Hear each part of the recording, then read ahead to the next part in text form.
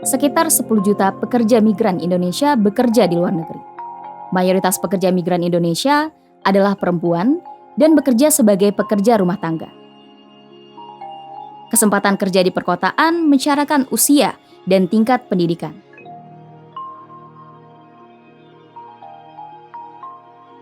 Perempuan dalam sistem masyarakat yang patriarkal tidak diprioritaskan untuk mendapat pendidikan. Namun, perempuan kerap terpaksa bekerja hingga ke luar negeri untuk memberikan kehidupan yang jauh lebih baik demi keluarga.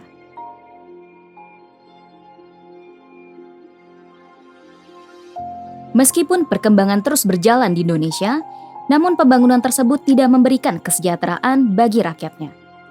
Hal ini dapat dilihat dengan semakin banyaknya warga Indonesia yang bekerja ke luar negeri sebagai tenaga kerja yang murah.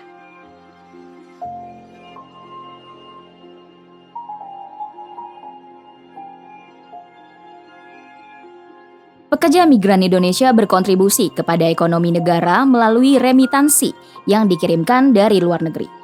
Namun, pekerja migran Indonesia belum mendapatkan perlindungan dasar yang dibutuhkan.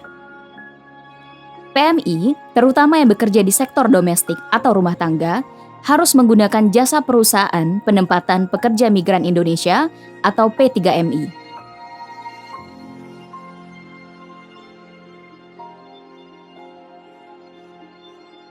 Hal ini menjadi salah satu awal dari permasalahan.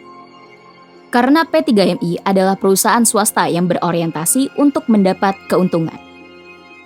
Salah satu upaya untuk mempertahankan keuntungan tersebut, P3MI melakukan penahanan dokumen PMI.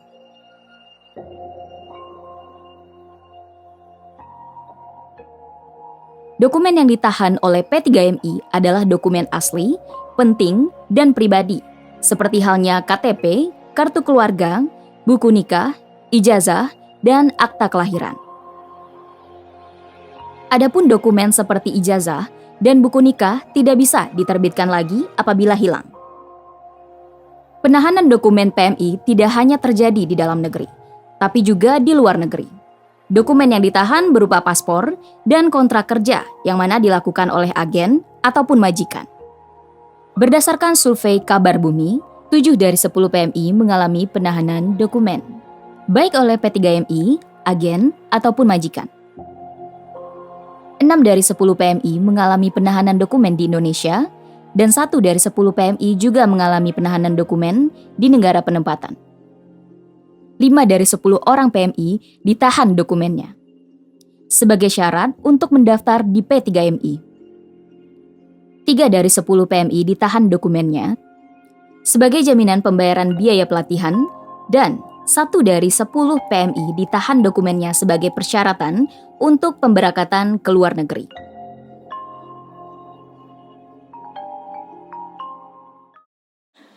Penahanan dokumen PMI adalah suatu perbuatan penahanan dokumen pribadi calon PMI dan PMI yang dilakukan oleh P3MI, agensi, majikan, perusahaan atau calo. Calon PMI yang akan berangkat ke luar negeri harus memberikan dokumen sebagai syarat. Syarat ini berlaku untuk semua calon PMI, tidak terkecuali mereka yang sudah pernah pergi ke luar negeri. Orang yang pertama kali meminta dokumen kepada calon PMI adalah calo atau P3MI untuk memulai proses pemberangkatan ke luar negeri seperti medical check up, paspor, BLK, OPP, hingga ke tahap keberangkatan calon PMI ke luar negeri. Penyerahan dokumen pribadi kepada P3MI sebagai bagian dari persyaratan kerja yang harus dipenuhi.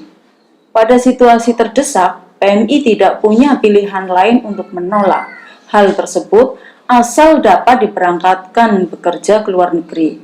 Pada kasus yang lain, penahanan dokumen pribadi terkait erat dengan praktek eksploitasi dan pemaksaan jeratan hutang, baik secara langsung dengan P3MI ataupun melalui lembaga keuangan, baik di dalam negeri dan di luar negeri.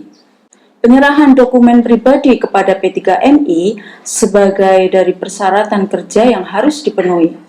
Pada situasi terdesak, Seperti ini, PMI tidak punya pilihan untuk menolak hal tersebut asal dapat diberangkatkan bekerja ke luar negeri. Dokumen-dokumen tersebut tetap berada di P3MI sebagai jaminan selama PMI berada di luar negeri, hingga potongan gaji selesai atau kontrak selesai.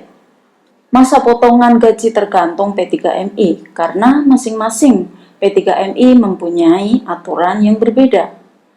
Pelatihan di P3MI hanyalah bahasa, bagaimana kerja yang baik, tidak boleh membangkang, dan harus menurut kepada majikan. Jika terjadi hal yang buruk selama di rumah majikan, maka PMI harus melapor ke agensi. Itulah pesan utama yang selalu P3MI terapkan sebelum keberangkatan calon PMI.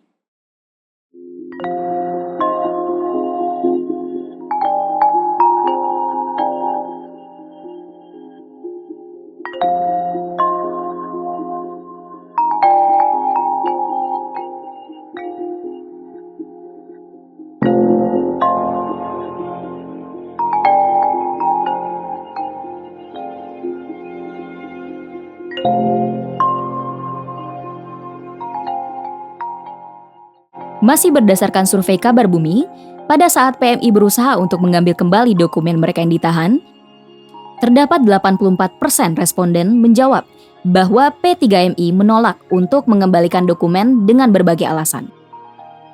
68 responden menyatakan bahwa calo tidak mau membantu untuk mengambil kembali dokumen, dan 8% responden menyatakan bahwa mereka harus melalui birokrasi yang sulit dan rumit untuk mendapatkan dokumen mereka kembali. Di negara penempatan, PMI juga mengalami penahanan dokumen yang dilakukan oleh agen atau majikan. Dokumen PMI yang ditahan pada umumnya adalah paspor dan kontrak kerja PMI. Penahanan dokumen oleh agensi dilakukan untuk memastikan bahwa PMI akan melaksanakan pembayaran biaya penempatan hingga lunas. Sementara, penahanan dokumen oleh majikan umumnya adalah untuk menghindari PMI mengetahui hak-hak yang tertulis pada kontrak kerja.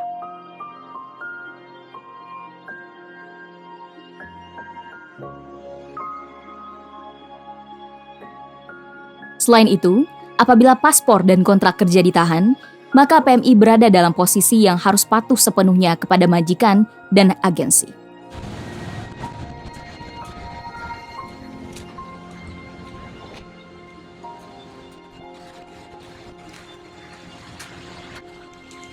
Halo Mbak.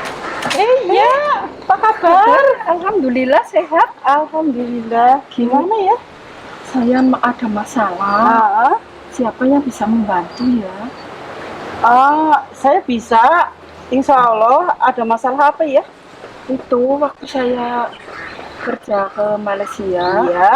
daftar di PT itu dokumen saya ditahan. Oh, Semuanya itu dokumen apa aja ya? KTP, KK, akte kelahiran, ijazah, terus surat nikah, itu semuanya asli. Oh, kalau kayak gitu, Mbak bisa mengadu ke Kabar Bumi.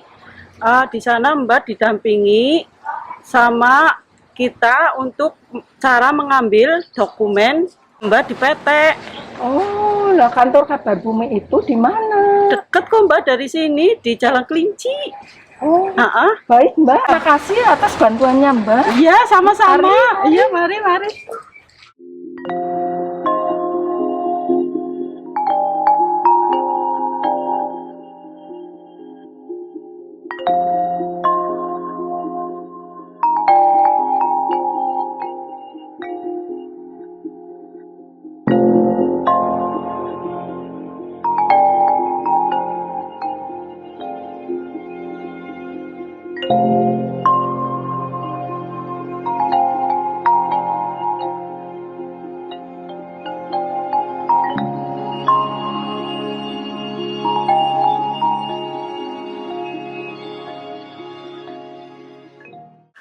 Saya pernah mendaftar jadi TKI dengan menyerahkan dokumen asli seperti ijazah SD, surat kelahiran, KTP, KK, dan paspor.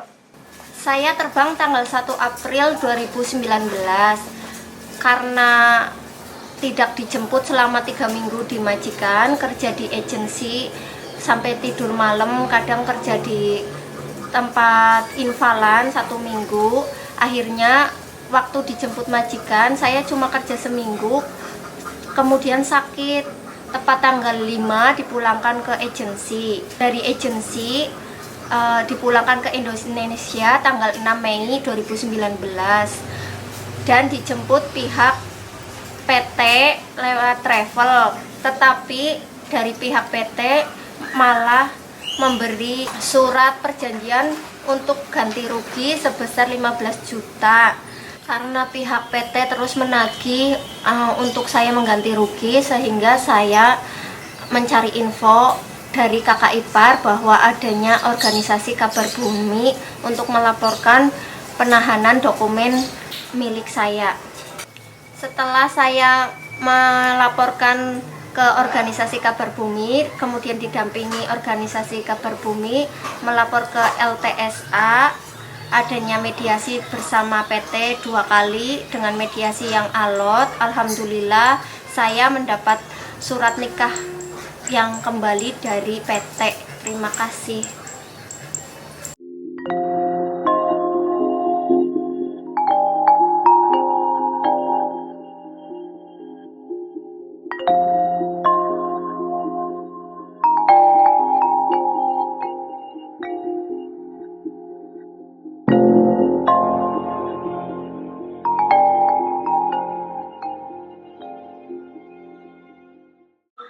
Kabar Bumi juga menemukan bahwa ternyata dokumen PMI yang ditahan juga kerap hilang di tangan P3MI atau majikan.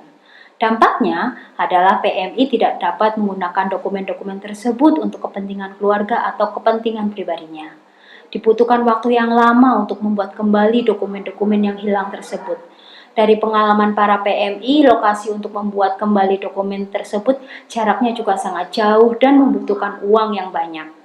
Kabar Bumi menemukan beberapa dampak yang dialami oleh PMI dan keluarganya ketika mengalami penahanan dokumen. Di antaranya, 1. Tidak bisa melanjutkan pendidikan ke jenjang yang lebih tinggi karena mereka telah kehilangan ijazah asli mereka. 2. Tidak bisa mengakses bantuan pemerintah karena mereka tidak memegang kartu keluarga. 3. Tidak bisa membuat sertifikat tanah karena KTP dan kartu keluarga asli ditahan oleh P3MI. Terpaksa bertahan pada hubungan kerja yang keras dan tidak adil karena seluruh dokumen ditahan oleh majikan atau agensi juga menjadi salah satu dampak dari penahanan dokumen di luar negeri. PMI terpaksa menerima perlakuan tidak manusiawi seperti kekerasan verbal dan fisik dari majikan. Kemudian dokumen PMI yang ditahan P3MI hilang karena P3MI bersangkutan tutup seperti yang diketahui umum, buku nikah, ijazah tidak bisa diganti atau dibuat yang baru. Suami saya ke Malaysia pada tahun 2009. Dia ikut dengan calo, persyaratannya ijazah, KK, KTP. Terus di Malaysia 1 tahun, pulang pada tahun 2010. Sampai di Indonesia ke rumah calo itu, tapi calonya sudah meninggal. Terus tanya semua dokumennya ke istrinya tidak tahu, katanya di PT, tapi saya tidak tahu alamatnya. Jadi suami saya kehilangan ijazahnya. Kalau kakak sama KTP bisa dibikin lagi ya, tapi kalau ijazah kan nggak bisa. Jadi sekarang kerjanya apa adanya lah, nggak bisa kerja lagi di PT, di pabrik-pabrik, kayak gitu. Kalau kita daftar kerja di PT atau di pabrik kan harus ada ijazah. Jadi kerjanya ya seperti bangunan, di tahuan, kayak gitu.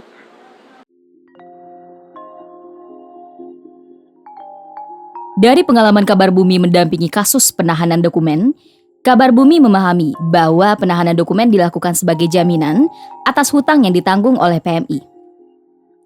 Yang mana hutang ini untuk membayar biaya penempatan dan uang saku yang diberikan oleh calo sebagai rayuan bagi calon PMI untuk berangkat bekerja ke luar negeri. Tanpa menjelaskan bahwa uang saku tersebut adalah hutang yang harus dibayar oleh PMI. PMI terjebak untuk membayar biaya penempatan berlebih atau overcharging melalui skema potongan upah setiap bulan. PMI tidak diberikan informasi mengenai biaya penempatan secara detail, walaupun pada Undang-Undang PPMI sudah jelas dituliskan bahwa PMI tidak boleh dibebani dengan biaya penempatan. Sebagai organisasi mantan PMI, keluarga PMI, dan pendukung PMI, Kabar Bumi melakukan pendampingan dan penanganan kasus yang dihadapi oleh PMI, termasuk penahanan dokumen. Kabar Bumi menerima pengaduan dan melakukan pendampingan dan penanganan kasus. Namun, penahanan dokumen harus bisa dihentikan. Sebab, pendampingan dan penanganan kasus saja tidak akan cukup. Kita bersama harusnya mampu mendesak pemerintah untuk mengeluarkan kebijakan khusus untuk melarang penahanan dokumen PMI. Dan pihak yang melakukan harus mendapatkan sanksi pidana karena penahanan dokumen termasuk pada pelanggaran hukum.